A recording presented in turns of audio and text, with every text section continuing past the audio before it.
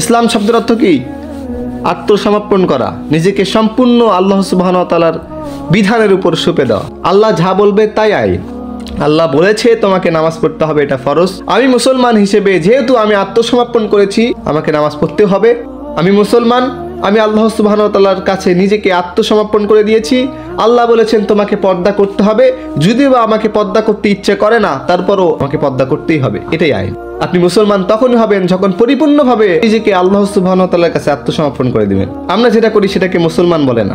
আমরা মানি লাইলাতুল বরাতের রাত, যেটাকে শবে বরাত বলে। শবে বরাতের রাত্রে মসজিদে মানুষের অভাব নেই, অথচ ফজরের সময় মুসল্লি নেই। শবে মেরাজের রাত্রে মসজিদে মানুষের অভাব নেই, শুক্রবারে মসজিদে মানুষের অভাবে থাকে না, অত 5 ওয়াক্ত নামাজে এক ওয়াক্ততেও মানুষ হয় না। শুক্রবারে যে ফজরের নামাজ হয় সকালে, সেখানেও মানুষ হয় না, অথচ জুম্মার নামাজে মানুষের অভাব হয় না। আমরা একতরফা মানি আর একতরফা মানি না। আমরা আবেগ দিয়ে ইসলামকে বোঝার চেষ্টা করি, কিন্তু আদেও আবেগ দিয়ে বোঝার নাম ইসলাম নয়। আল্লাহ সুবহানাহু ওয়া তাআলা বলেছে ইন্দাদ্দীনা ইনদাল্লাহিল ইসলাম, এখানেই পরিপূর্ণ সুখ, আর কোনো জায়গায় যেতে হবে না। ইসলামই হলো পরিপূর্ণ সুখ। আপনাকে আর কোনো জায়গায় যেতে হবে না, কোনো বাহিরে আপনাকে তাকাতে হবে না। আপনি কিভাবে ব্যবসা করবেন, আপনি কিভাবে পায়খানায় যাবেন, আপনি কিভাবে শোবেন, আপনি কিভাবে সকালে ঘুম থেকে উঠবেন, আপনি নিজের দিনটাকে কিভাবে শুরু করবেন, A to Z, আপনার জন্ম থেকে শুরু করে আপনার মৃত্যু পর্যন্ত সব কিছু ইসলামে দেওয়া আছে, ইসলামে বিধান দেওয়া আছে। তারপরও আপনি কেন অন্যের দিকে তাকান? আপনি কেন অন্যের ফ্যাশনকে অবলম্বন করেন, অন্যকে নিজের জীবনের আইডল হিসেবে ধরে নেন? আল্লাহ সুবহানাহু ওয়া তাআলা আপনাকে পোশাকের বিধান দেয় নাই? আল্লাহ সুবহানাহু ওয়া তাআলা আপনার হালাল রুজির বিধান দেয় নেই? অবশ্যই দিয়েছেন। একজন মুসলমান কখন পরিপূর্ণ মুসলমান হয়? যখন সে নিজেকে সম্পূর্ণভাবে আল্লাহ সুবহানাহু ওয়া তাআলার কাছে সঁপে দেয়, আল্লাহ সুবহানাহু ওয়া তাআলার কাছে সম্পূর্ণভাবে আত্মসমর্পণ করে, তখন সে পরিপূর্ণভাবে মুসলমান হয়। আল্লাহ সুবহানাহু ওয়া তাআলা বলেছে আমাকে যাকাত দিতে হবে, বাস যাকাত দিতে হবে। বলেছে আমাকে নামাজ পড়তে হবে, নামাজ পড়তে হবে। বলেছে আমাকে পর্দা করতে হবে, পর্দা করতে হবে।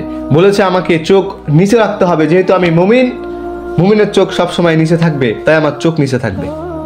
আল্লাহ সুবহানাহু ওয়া তাআলা বলেছে আমাকে হালাল ব্যবসা করতে হবে, ব্যবসা করতে হবে।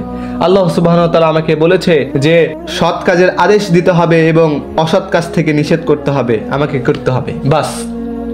কেন করতে হবে, কি পাওয়ার উদ্দেশ্যে করতে হবে, অত কিছু ভাবার সময় নেই।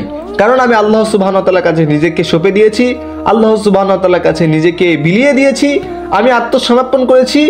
আল্লাহ সুবহানাহু ওয়া তাআলার কথা আমাকে শুনতে হবে। যদি আমি শুনি, তাহলে এই সত্যিকার অর্থেই আমি আল্লাহর কাছে আত্মসমর্পণ করলাম, সত্যিকার অর্থে আমি মুসলমান। এক ভাইকে বলা হলো, ভাই তুমি হারাম রিলেশন করবে না, হারাম সম্পর্কে জড়াবে না, কারণ আল্লাহ সুবহানাহু ওয়া তাআলা এটাকে নিষেধ করেছে। সে যদি না শোনে, তাহলে বুঝে নিতে হবে সে পরিপূর্ণভাবে আল্লাহর কাছে আত্মসমর্পণ করেনি। কারণ যে ব্যক্তি পরিপূর্ণভাবে আল্লাহর কাছে আত্মসমর্পণ করেছে, যে ব্যক্তি পরিপূর্ণভাবে মুসলমান হয়েছে, সে আল্লাহ সুবহানাহু ওয়া তাআলা যত কিছু নিষেধ করেছে, যত কঠিন বিষয় হোক, সে সেটা ছেড়ে দেবে। এটাই হলো বিষয়, ক্লিয়ার বিষয়। অত ঘোর প্যাচের দরকার নেই, অত বেশি বোঝার দরকার নেই। আপনি মুসলমান, আল্লাহ সুবহানাহু ওয়া তাআলা আপনাকে যতটুকু করতে বলেছে আপনি করবেন, যতটুকু ছেড়ে দিতে বলেছে আপনি ছেড়ে দিবেন। আপনি কি শোনেন নাই যে এক সময় মদ পান করা জায়েজ ছিল, বৈধ ছিল? আপনি কি শোনেন নাই? সাহাবা একরামদের যখন বলা হলো এটা হারাম, সাথে সাথেই ছেড়ে দিল। আল্লাহ সুবহানাহু ওয়া তাআলার কাছ থেকে যখন আয়াত নাজিল হলো যে মদ পান করা হারাম, সাথে সাথেই সেটা ছেড়ে দিল। আপনি কেন পারেন না হারাম ছেড়ে দিতে আল্লাহ সুবহানাহু ওয়া তাআলার কথা শুনে? তারা ছিল খাঁটি মুসলমান, আর আমরা হলো নামে মুসলমান, এই জন্য আমরা পারি না।